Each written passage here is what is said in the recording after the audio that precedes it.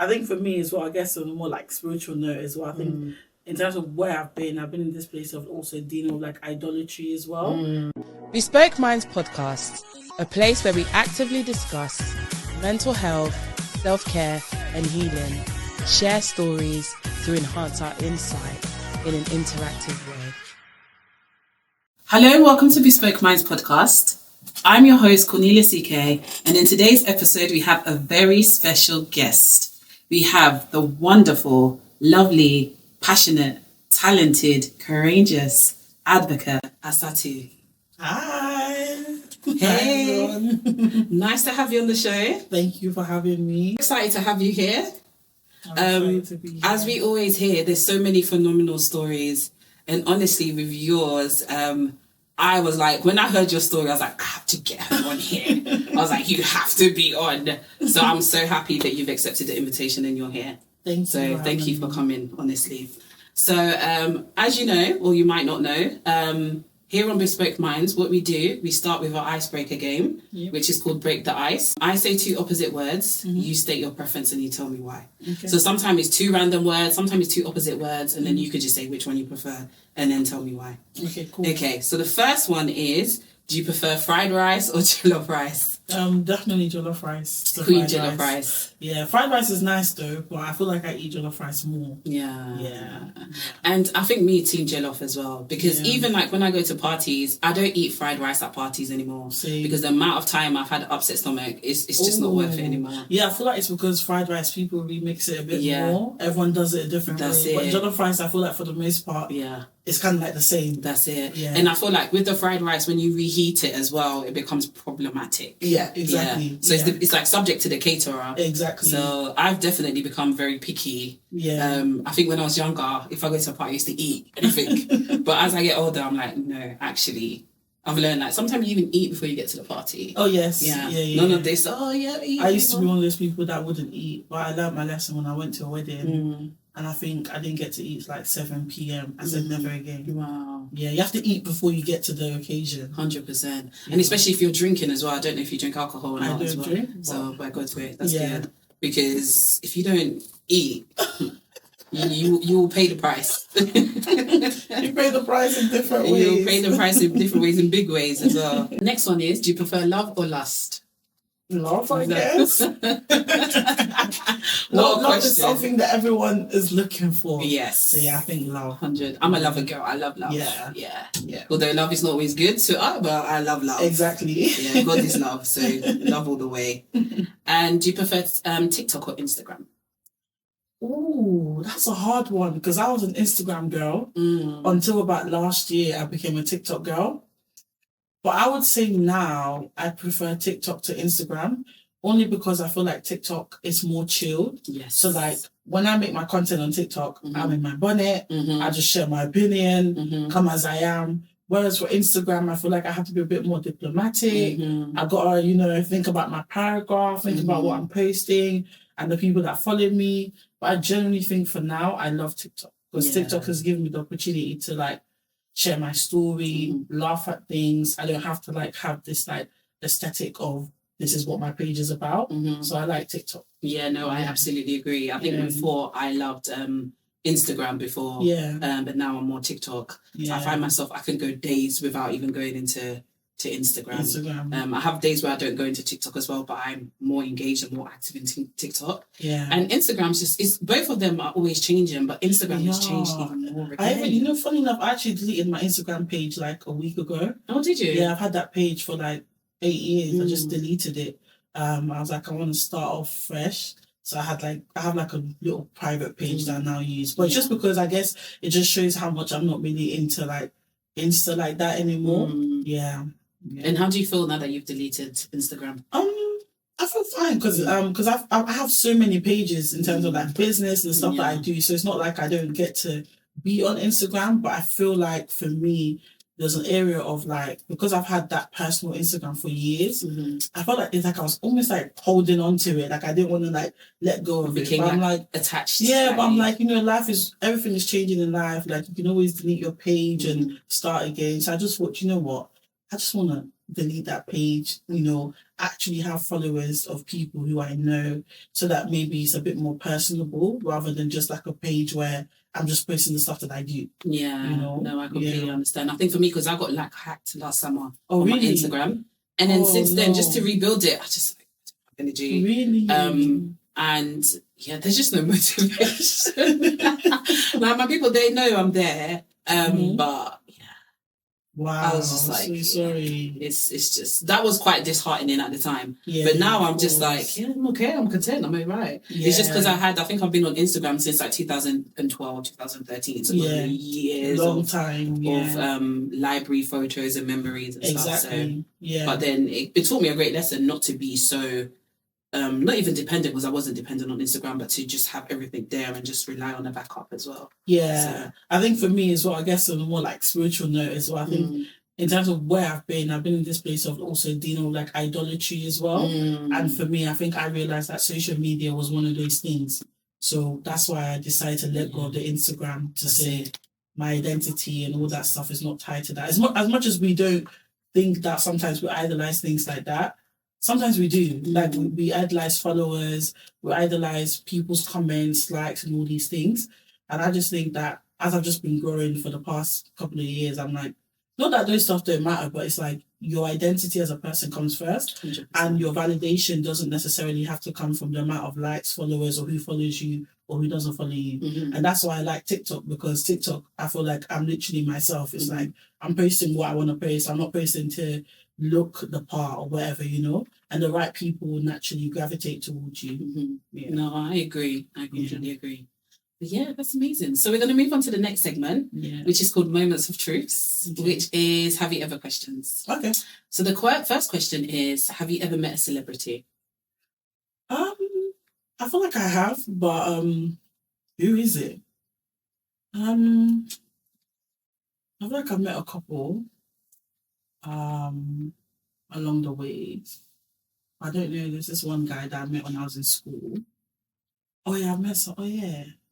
Well, does online count or is it in person? It doesn't matter. Celebrity is a celebrity, isn't it? Do I have to say the name? No, you don't have to. Oh, okay. If you don't want to. Yeah, so I met someone who was a celebrity that does all this like Formula One things. Oh. Yeah, like a Zoom thing with a few people, and it was really interesting just to see them, like not in real life, but in real life of like being online and being part of whatever thing that they were doing at the time. So that was probably like 2020. Oh, nice. Yeah, 2020. So just like during COVID, just before COVID? I feel like it was probably during COVID, because they were trying to start an initiative that was to do with like schools and like young people or whatnot. And so we had like a focus group of people that joined the Zoom.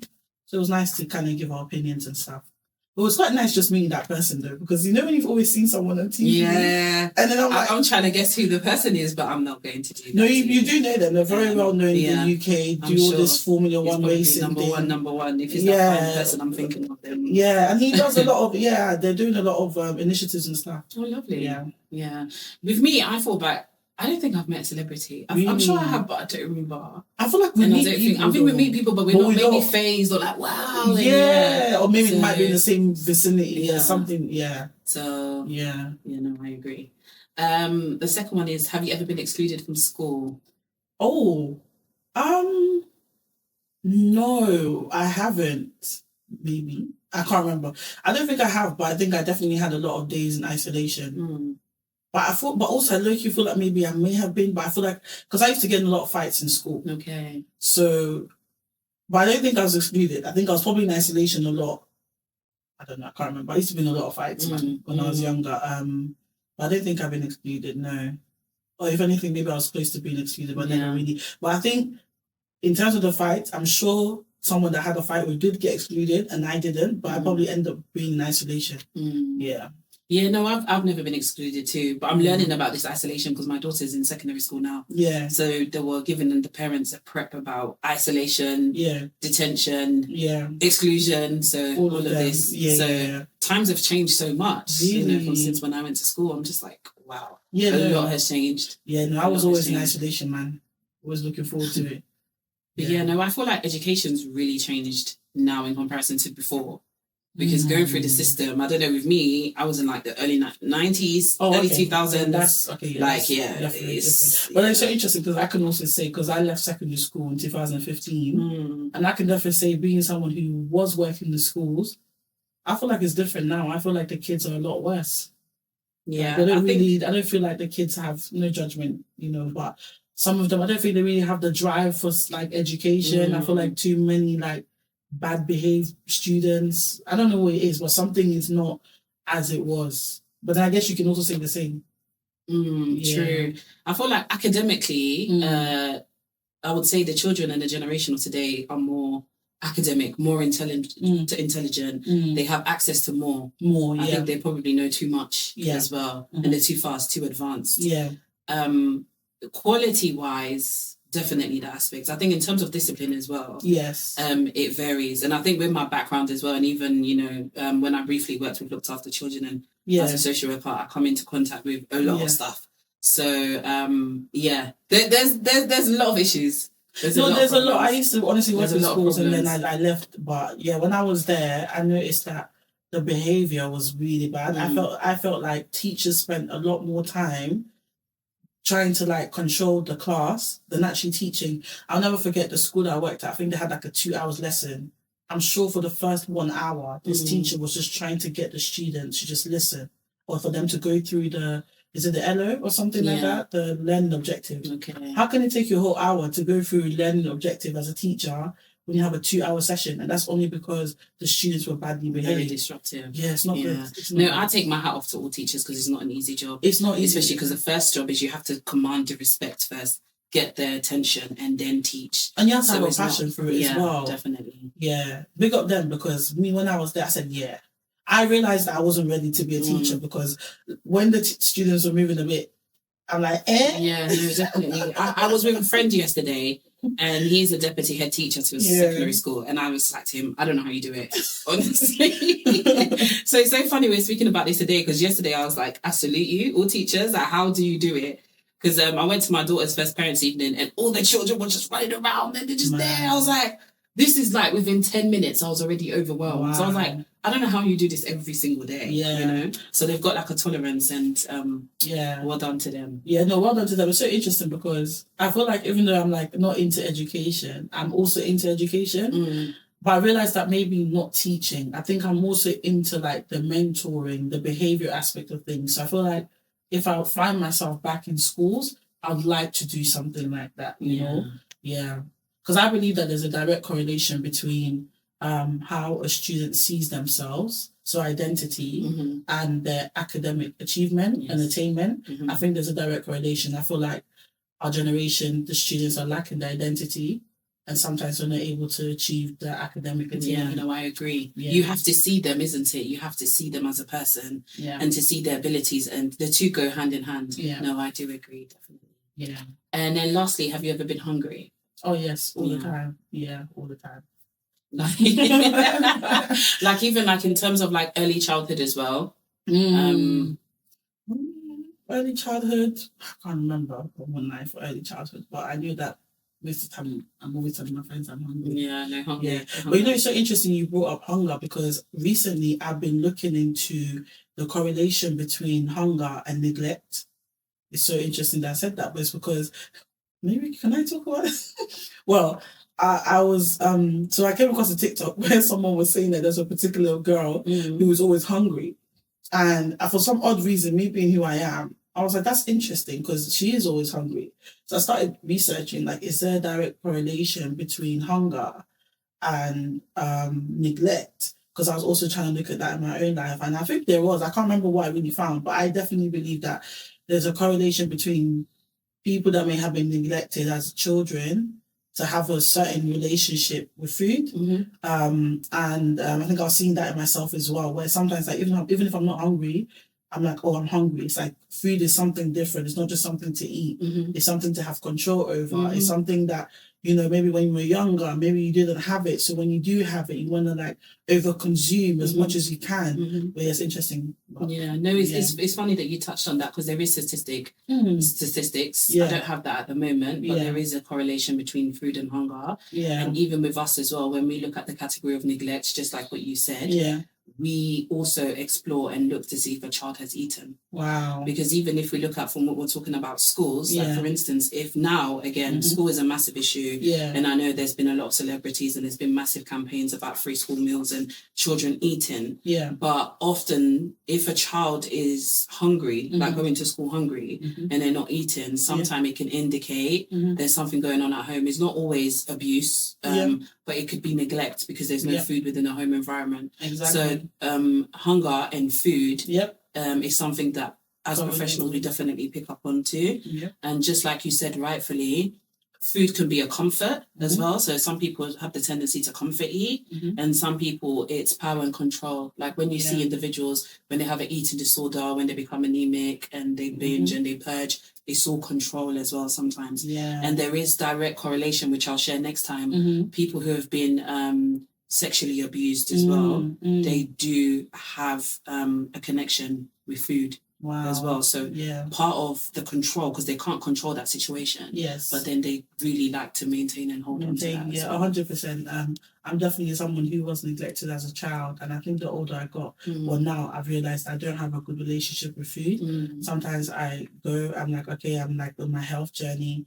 Other times it's like I'm just eating junk most of the time. I remember when I was in uni, I think it was from 2020, that's when I put on so much weight. I was looking at my pictures and I'm like, hey, but it's like I was literally comfort eating because 2020, I was by myself, you know. And I think, I'm at the stage now in my early adulthood that I'm trying to like regain the power and control in a good way. So I'm not allowing the things that I've gone through to take control of my life, recognizing that I can't keep making excuses. I just have to basically get the help that I can to be a better person. Yeah. And I feel like you're doing an amazing job as well. Thank you. Just need to highlight that as well. Like you're doing really, really well. And also it just leads into our care to share segment, which is a statistic that I wanted to share, but we've kind of been touching on it as well. It's a did you know? So did you know that 1 in 20 children in the UK have been sexually abused? And that's from the NSPCC. Wow. And that statistic is taken from January 2025. 2025. Yeah, abuse is very common. Very more common than we think, to be honest. And I feel like now people are speaking about it a lot more. And also with your story, which is so amazing as well, is about the complexities of it. Because a lot of people go through it, but they don't have the voice to speak out. Or perhaps one, they might not be believed. No one will believe them. 100%. Or two, when you're going against family, you're going against your systems. So that it could be so challenging. And that's where I commend you as well for you advocating and finding your voice as well. So like, how did you, I don't know, would you like to, I know in your social media platforms as well, you openly speak about it as well. And here I'm very mindful, we want to have a conversation which is very trauma informed. I don't want to trigger you in any way whatsoever as well. So what I would say, if you want to check out the full details, definitely look at it on your TikTok. I think that's where I discovered you as well. And you speak about that in detail. But one of the things as well from your journey and from your story, you are FGM advocate. Could you explain what FGM is for all the people who don't understand what FGM is? It's interesting they said that I'm an FGM advocate because I never really saw myself as that. Oh, do you know? I was just somebody that was just sharing my own experience of what I've gone through. So I've grown up without both my parents in my life. Last time I saw my mum was when I was 5 years old. Last time, I never met my dad, so don't know who my father is. I was always told that, when your mum was pregnant with you, your dad travelled. That's it. So last time I saw my mum was when I was 5. And that was because she used to live in Guinea. So my family moved to Sierra Leone. So my father's side of the family were the ones looking after me. And I think we moved around the age of 5.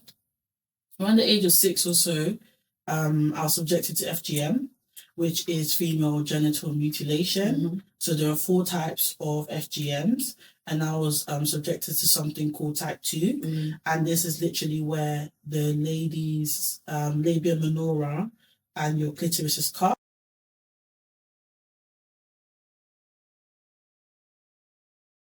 So in terms of my experience, I was kind of told that we were going to visit my grandma's village, see where she's from, learn more about her culture, this, that, and the third.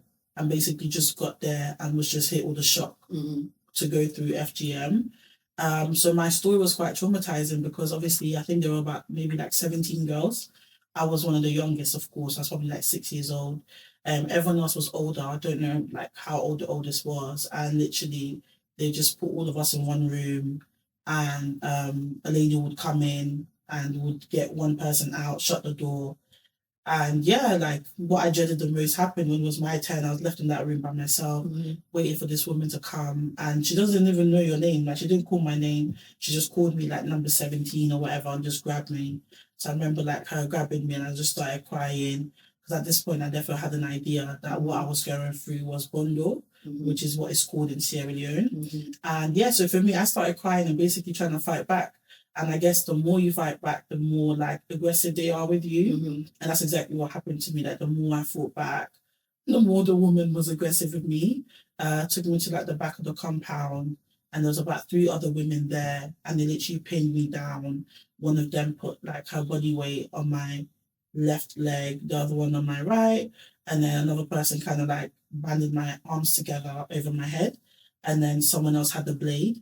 And literally, as you're laying there, they just took that blade and just cut my clitoris and my labia minora. No anesthetic, no nothing. You can imagine the shock and the pain. And I remember standing up and just seeing the blood, and it was just a lot of blood on the floor. So that was kind of like the experience. And I definitely say that I didn't realize the impact that FGM had on me until age of 21, when I then finished university. And I'm now like, oh my gosh, I'm like trying to deal with like my trauma of not having my family, trauma of my sexual abuse, trauma of the FGM. That's when I began to realize that for all these years, I was dealing with a lot of complexities and a lot of things that I didn't even know as a young girl were like so traumatic. I was just kind of going through it. So yes, I was subjected to that at the age of 6. And then I reckon around the age of 7 or 8, I was then subjected to sexual abuse. So my auntie, who was looking after me. So that was after the FGM? Yeah, so after the FGM, around the age of 6, it was now around the age of 7 or 8, that I started being sexually abused by family members, so my cousins, who were like looking after me, you know, because I was looked after by my auntie. Obviously, I didn't have my parents there. So yeah, the cousins that were like staying with me started like sexually abusing me in my sleep. So obviously with that as well, as a child, it's like, as much as I was young, I always knew that, like, as much as my aunt is looking after me, that's not my mum. I knew who my mum was, and I was always kind of hoping that I would like get to see her, to tell her what was happening, because of course, when we moved to Guinea, to Sierra Leone, my family told me that, oh, like, your mum's gonna come and visit, but she never did. I don't know what the drama was between my family, my father's side and my mother's side, and I feel like up till now, like, they haven't really done justice in terms of like explaining to me. I just keep being told the same story, that they don't know where she is and all of that stuff. But yeah, anyway, yeah, so my cousin sexually abused me, and around the age of 10 or 11, that was when my auntie, who was looking after me in Sierra Leone, brought me to the UK. Okay. Yeah, so came to the UK, stayed with like a few aunties that were like her friends, and then around the age of like 12 or 13, I was then placed in foster care by my school, because they realized I was coming to school late, and they were just like, what's going on? And I told them that at this point I had been staying with a cousin of mine who was a male, and they were like, yeah, you know, that's a safeguarding concern for young girls to be staying there.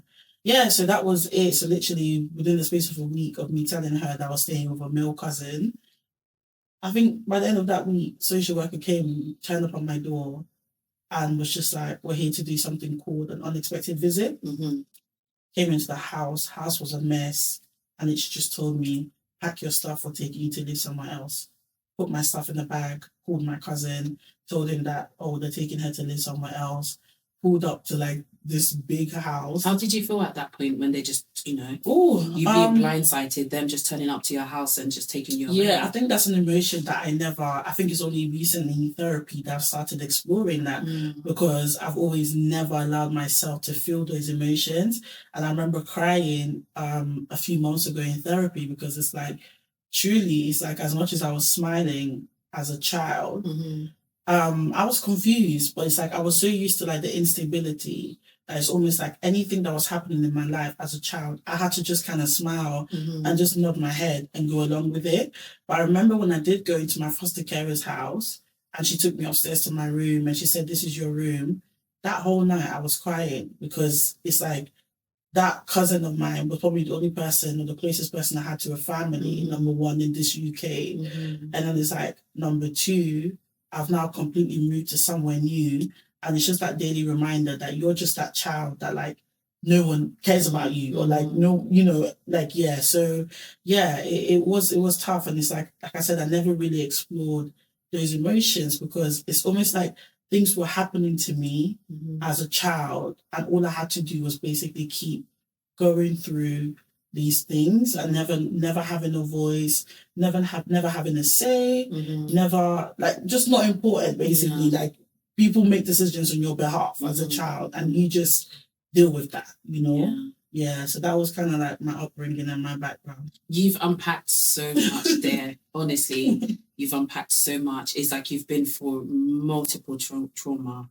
Yeah. From, you know, the whole situation with the FGM and then the unfortunate sexual abuse. And then on top of that, being a looked after child as well, because that comes with its own complexities as well, which I'm sure that you are aware of. Yeah. Just touching on things stage by stage. FGM as well unfortunately is a practice that is practiced in many places around the world. Yeah. And here within the UK, because we're based in the United Kingdom, as frontline practitioners, we are trained and we recognize. Unfortunately, FGM is one of those things. Just like sometimes some forms of abuse, in terms of intervention, it's already happened. So we obviously get involved in retrospect. Yeah. But there's still a lot of awareness, and I've met many victims over the years as well. Yeah. And I think what is so beautiful now is there's like a beautiful hub. And there's a network of people who are actually speaking out because often, sometimes it's happened to the person and they have no awareness that it's actually happened. Yeah. Some of the other victims that I've met and worked with in the past, they've only come to the realization of it within their adulthood. Yeah. In their childhood, they had no awareness whatsoever. Yeah. And sometimes they continue in those situations. It's like with the victims that I've not the victims. I hate that word victims. The survivors that I've spoken to. They still have complex relationship with their families. Yeah. And then the families still don't understand why they then have complex situations with their families at the time. Especially when I was working within the mental health assessment team as well. That's when I came into contact with a range of FGM survivors. So this is why I even call you an advocate. And without you even realizing, you are advocating for yourself as well, but also raising awareness. We're going to touch on some of the amazing things that you do as well. Yeah. How did you find your voice with everything that's happened? Yeah. With all the trauma that you've described, all the disadvantage that you've described. Yeah. How do you get up and keep going, and how do you continue to find your voice? That's a good question. So I'll say that it's been years of struggle, as I've said. So I think one of the main things that I probably didn't mention is that, I did mention this, that, you know, I was kind of fighting back when that lady was trying to take me to the back to cut me. And one thought that I had when I was laying down on the concrete floor when my labia minora and, you know, my clitoris and all that stuff was cut off, I remember looking up at the sky with tears in my eye. And one thing that I remembered, like, vividly kind of saying to myself in my mind was that, you know, life was going to be tough for me and that my tears didn't matter. And it's so interesting because whilst I can't remember anything else around what was happening, I do remember that particular moment looking up at the sky. And I feel like when they kind of like brought me back up to stand up and take me to this other room, I stood up as a different girl. So I stood up as a girl who then recognized that my voice didn't matter. Because I thought that if I was, you know, screaming, crying, I thought that as a child, when you cry, that means that adults will attend to you and they will soothe you. But when I cried as much as I did, and yet still I was cut, that moment I taught myself that my tears didn't matter. So even when I was being sexually abused, it's like maybe I may have cried once or twice in a little corner, you know, hoping that my mother will come so I can speak to her. But apart from that, I never really cried. So even when I came to the UK, was, you know, going through the whole foster care, this, that, and the third, I just never cried. I never spoke up. I never shared to anyone anything that I've gone through. I just kind of took it as it was. I think when I came into care, they put me in therapy because they were aware that I'd gone through FGM. But even in that therapy, I never spoke about the fact that I'd been sexually abused. Because I'd still just I think I had a distrust for people, and I just recognized I had to go through everything by myself. Now, in terms of gaining my voice, I'll say that I've had a lot of pivotal moments in my life that may have contributed to me being who I am now.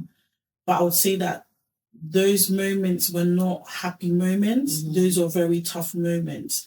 So, for example, my cousin who sexually abused me when I was like 7, I remember at the age of 19 when I'd gone to university. I used to do YouTube back then. So I remember doing a video where I spoke up about the fact that I was abstaining from sex, and that apparently when you're someone who has gone through sexual abuse, that sometimes it's quite hard for you to like abstain, you know, you might be like promiscuous or all of that stuff. So I remember sharing that in that video, and what happened was obviously my family members who were subscribed to the channel shared that clip in their group chat, and then the cousin who had abused me was in that group chat, right? And I just remember receiving a phone call from him, and, you know, he said to me, "What's your problem? You know, why do you keep talking about what you went through? I only had sex with you once or twice anyway, and that was because I was going through some stuff. So stop speaking about it. Like, what's the family done to you?" So I remember that moment being in so trying to shame you for something that he did. And mind you, this is the age of 19. So this person abused me at the age of 6 or 7 or 8. And I'm guessing he was an older. He's older. Yeah, so an adult. Yes, and then now I'm 19 years old, and I'm having the same conversation with this cousin, and this is what he says to me. I remember that time I was in my foster carer's house, and I remember just kind of like putting the phone down. I was on my knees, and I was rocking myself back and forth, and I literally wanted to just run outside naked because it's like I felt like I was losing my mind. But what happened was, as I was on the phone to him, my foster carer called me downstairs to come and eat dinner.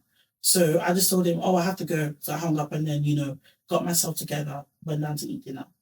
Now, the reason why that moment was quite monumental for my journey is because that's the lowest I could have really gotten to as a girl. Because remember, at this point, it's like I hadn't really started like talking about my experiences. I just even made mention of it in a video, not even as it was the main topic. And I think that was the moment I realized that, wow, like if you're going to make it through life, you need to make that decision today. Like you need to make the decision of either honoring your voice or basically killing yourself. Because I was suicidal at that point. Yeah. So I think it was me being in that low space and that space of really thinking to yourself, like, who are your family? Because right now it's like the people who are my family, this is what they're saying to me, you know? And I think that was the moment I made the decision that, you know what, like, even though right now this is what my cousin is telling me, basically trying to make me feel like my voice doesn't matter. I told myself that you're just going to have to endure until you get to a point where, you know, your voice does matter. And I think that's exactly what I did. From the age of 19 to now me being 26 years old, I kind of just, you know, did the inner work, you know, was advocating for myself in terms of getting therapy, receiving that mental health support. And I did that for years until I started finding my voice. But it was hard because therapy had to teach me to go back to because it breaks you before then, yeah. Exactly. So you have to put in that work. So I had to go back to the sexual abuse. I had to go back to the FGM. I had to revisit what does it mean to not have a father? How did you feel when your parents told you that your mum would come and visit you and she never did? So I had to do that hard work of revisiting every single thing that I'd gone through. Opening all the And it's been years that it's only this year that I've started exploring the question you asked me of, how did you feel when you went into foster care? Because I hadn't quite. You haven't had time to process it. Nothing. I was just going through it. So I think me finding my voice came through therapy. It came through me acknowledging what I'd gone through. It came through me acknowledging that actually I can't fake it, because what I was doing was basically not crying, being strong, going through life, not making excuses, all of these things as a way of surviving. Mm-hmm. But I understood that if I really wanted to thrive as an individual, I'm going to have to be broken, and I'm going to have to understand that the things that try to break me, that's my superpower. Mm-hmm. And I think sometimes when survivors have gone through the things I've gone through, it's really hard for them to recognize that the area in which they feel the most broken is actually the area that is their superpower. Yes. So I think when I realized that actually I've gone through things that were beyond my control, and by God's grace, I'm still here, I was like, so the same things that people want me to be quiet about, surely there must be a strength to that. So I think the moment I decided that I'm not going to be ashamed for things that I cannot change, but actually I'm going to allow these things that I've gone through to give me a sense of purpose. I think that's when I found my voice. Because it's like, if I can share my abuse story and I can talk about my FGM and I can say, yes, this is what I've gone through, I have no shame about it, then nobody else can take that power from me. 100%. You can't tell me when to be quiet, because I choose to speak when I want to speak. And I think once you do that, especially those people that go through the backlash from their family, your family can't take your voice, because you're making literally the active choice to tell your story in your terms, because you've done the inner work and you believe in what you're doing. And so I think I'm not probably going off of what you've No. It's all vital. It's all vital. It's very important as well, because even from you sharing, don't even feel you overshared, because by you sharing, it can be a light bulb for somebody else. You know? And clearly, and something I touched on as well, it came to my attention as you're speaking, is you said that you didn't want to disclose the fact about your sexual abuse, you know? Nothing. And it seemed like in that situation, without you even noticing, you had power and control over the situation. From what you said before, as a young girl who had no autonomy, you had no choice, people were just making decisions for you without your involvement or your say. So by you choosing to do that, and for you choosing to do that on your terms, clearly demonstrates that that's you choosing yourself. And so it seems like that was the start of you finding your voice, although they do say silence is powerful too. So the fact that you chose to be silent at that time is you gave yourself, that's where your superpower started in terms of you. I think, we live in a generation where I see a lot of people that come on social media and they share their abuse stories, and they share the traumatic things that they've gone through. And I understand why they do it, because I'm also someone that has shared my story. But sometimes I also feel, I don't know what the word is, but sometimes I wish that others would have individuals who can kind of guide them through. Because from my experience, I know that if I really came on social media years ago, maybe 7 years or 8 years ago, sharing my story, I would have been broken. Because when survivors share their story, as much as they might say, oh, they're just sharing it, trust me, they're sharing it from a broken place, number one. And number two, they want to be heard. Number three, they want to be believed. Number four, they want to be supported. And unfortunately, we live in a generation where people don't care about the context of whatever it is you're sharing.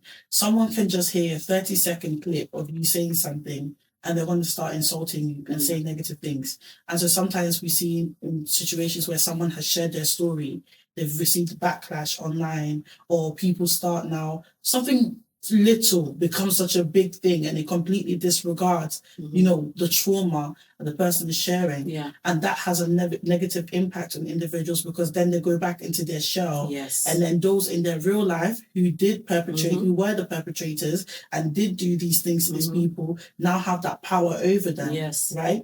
And that's why, if I were to ever advise any survivor or anyone that's gone through sexual abuse or experienced trauma, you sharing your story, you have to understand that you have to get to a place where you can, how do I put this? Where you can tell yourself that if I share this story now and nobody says, I hear you, nobody says, I see you, nobody says, I'm here for you, I'm okay with that. Then you're ready to share your story. And it's important, because that's where the power is. Some people come on social media to say that they're regaining their voice and reclaiming their power by sharing their story, but they haven't mastered the power yet. This power is not something that I go on social media and I shout about. I don't go and shout and say, I'm such a strong girl. No. my strength comes from the inside of myself. From within. And nobody can take that. And some people don't work on their insides. And so their identity and their sense of self-acceptance, validation is all external. And so that's why when they go on social media, share their story, get that backlash, it has a negative impact on them and they don't want to talk anymore. And so for me, when I shared my story last year of what I said, shared about my cousin who sexually abused me, I got backlash from my family where, of course, because I'm talking about someone who is an older cousin in the family, someone who whose siblings are people I call my siblings, because even though they're my cousins, my auntie is the person that looks after me. So now for my auntie's son to be one of the people that abused me and say the stuff they said, of course they have other people who have problems with that. And I face backlash where they're telling me, you're unforgiving, you claim to be a child of God, and you're there talking about the family, what's wrong with you?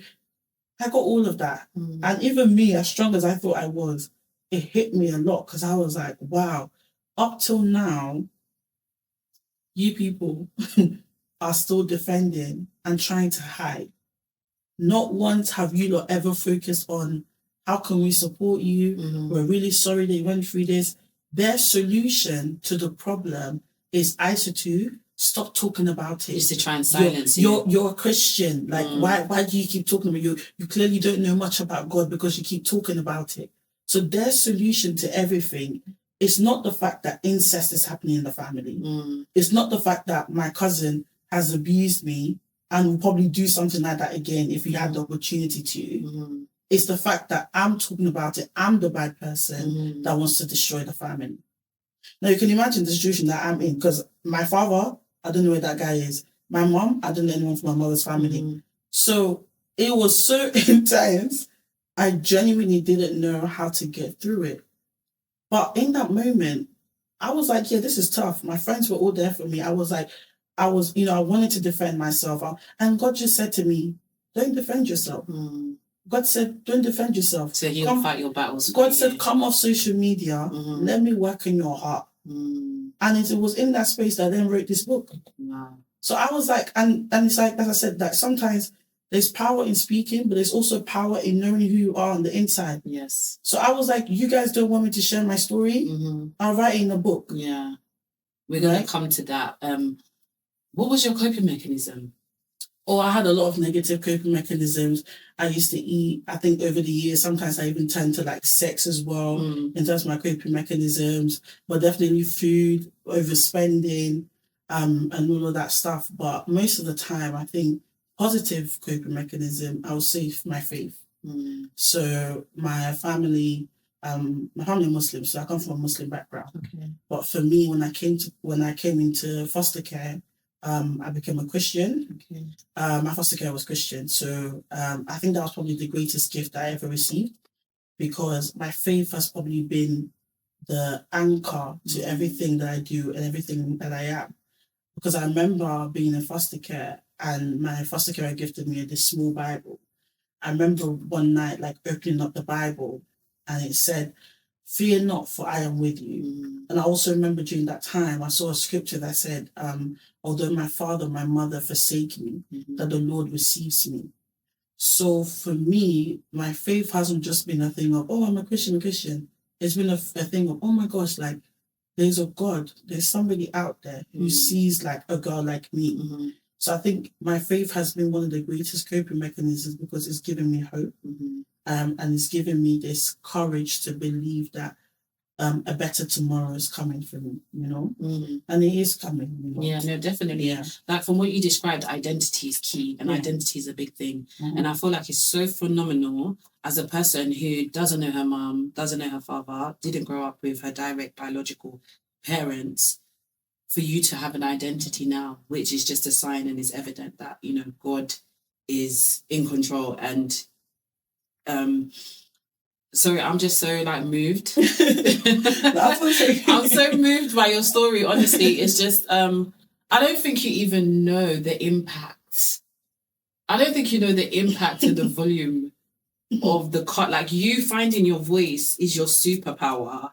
Yeah. Like, you don't, I think, like, you will move mountains. I don't even think, because you're still, like you said, it's only last year, you're still during the early days of you sharing your story. Yeah. But honestly, if you revisit it in a few years, you are definitely going to be, you are already phenomenal and you're going places. I think, I can only imagine perhaps the amount of people who've experienced what you're going through, and I'm sure they've just been maybe making contact with you. Maybe you might not have the capacity to even help and support as well, but... Yeah, I don't, unfortunately. Like Transformation Talk, the organisation that I have, that I launched in August.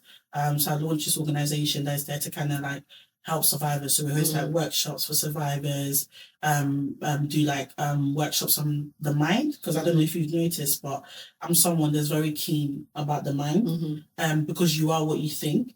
Bible says that as a man thinketh in his heart, so is he. Your mind is powerful. And that's why I was saying that when I went into schools and I'm seeing all these kids messing around, I'm like, you guys are not serious. Yeah. And unfortunately, sometimes I come across very harsh, but that's because I've understood that I've had nothing in life. I don't believe in excuses. The only excuse that I probably have right now in my life that I'm struggling with is just my weight. But everything else in life, I'm like, girl, you don't see people walking around with two heads. You don't have any reason to make excuses. And I feel like in a generation that we live in a time where people are so privileged, it's so easy for these people, kids, and, you know, I know this is not even me trying to be judgmental, because I understand that not everyone has the same capacity. But sometimes as an individual, you've got to look at yourself in the mirror and you need to understand that if you want to make it out of the situation you're in, you have to do something different. And I think that a lot of people do not invest in their minds. They don't make the effort to remove themselves from the wrong people. They don't make the efforts to let go of the bad habits that they have. They keep continually finding themselves in cycles, and you need to understand that no one's going to save you. And I know that not everyone believes in God, but me personally, if I had my way, I'll tell everyone, just believe in Jesus and call it a day. And you know what's amazing as well? The fact that you believe in Jesus after everything you've been through. How did you find, I know you've advised your foster mom who helped you with finding God and giving you the Bible and whatnot. Like, and you even said your faith is your anchor in what has helped you. After everything you've been through. It's interesting you said that, because even recently I feel like I've kind of hit like a little incident in my faith where it's like, I guess it's not time to speak about it, but it made me really not, like I was basically feeling very discouraged. And it actually kept me out of church for like 2 months. But you see, what I've learned is that if you follow religion, you're not going to believe in Jesus. I'm telling you. If you look at me and the way that I am as a Christian, or if I look at the way that you are as a Christian, I'm like, I'm not going to believe in Jesus. And that's just because we're human beings, right? So I'm now learning to understand that, listen, this faith is personal, you know. It is. Because unfortunately, sometimes, even within the church, people will come with so much trauma, and if you're trying to see God in people, you're not going to see God in them, and you'll be disappointed. You're going to be disappointed, and then now you're going to be hopeless.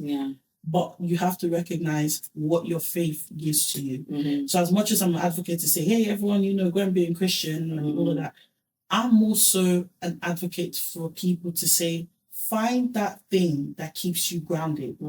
If you're an atheist and you feel like, you know what, my atheism is keeping me grounded, fine. If you're a Muslim and you feel like your belief in Allah is what's keeping you grounded, fine. My most important thing is know who you are on the inside. And for me, my faith is what has led me to knowing who I am. Someone else will disagree with me, but that's fine. I'm not fighting anybody. But what I am saying is that life is so tough on the outside that you need to know who you are on the inside to be able to overcome the things that you're going to face. 100%. And what you've done, I'm calling you the woman of endless courage. That is it, the woman of endless courage. And you've written a phenomenal book. Please tell us a bit about it. It's right here, as you can see. We lift it up. I don't know if it's showing in the camera. Show this one. Yes, lift that one up. Yes. So there we have it there. So, so this is my book titled Courage, the Secret to Breaking Barriers and Limitations. And essentially in this book, I broke down what courage means to me as an individual. I recognize that sometimes as a survivor, all you need is courage from the inside. And this book was birthed out of me sharing my story and receiving backlash. And I realized that if I wanted to keep going in life as a girl, I needed courage. Courage is the ability to do something that frightens you. Mm-hmm. Sometimes in life, a lot of us may find ourselves in difficult situations, and the only thing that's going to take you out of that is courage. So make sure you purchase the book. So it wasn't just a book that I published. So I published the book. I published the Survivor's Journal that you have here. So this is the Survivor's Courage Affirmation Journal. Mm-hmm. I'd actually recommend you guys to actually buy this. It's on Amazon. Of course. And it literally just has affirmations as a survivor. I believe in writing, and so I believe in journaling. Yeah. So just buy it, journal, write your affirmations for the day. And I also published the Courage Notebook. An amazing workbook. Yeah, I'm quite academic actually. Be encouraged to write. Yeah. And I am a writer. I love writing. Guys, honestly, we need to hold this up. We need to support. Like, this is endless, the woman of endless courage. Honestly, I mean, I can't get my words out. You can hear. Because I'm already feeling empowered and the motivation is just, the flow is not flowing. You already know how I am, guys. You are an inspiration and the woman of courage, the endless woman of courage.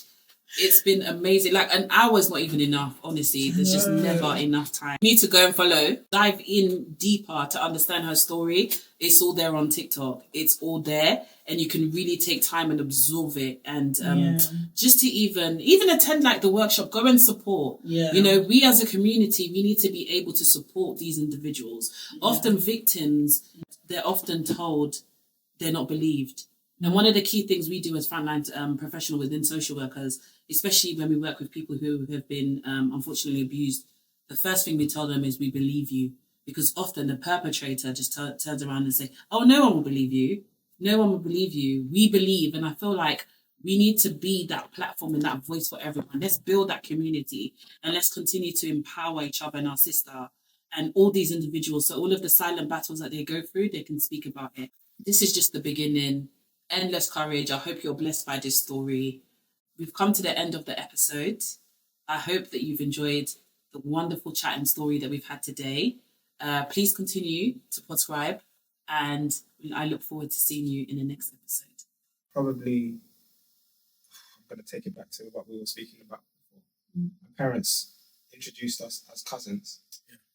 So then we had that collective identity. Yeah, so when we get together, even though we're not blood relatives, we are collective.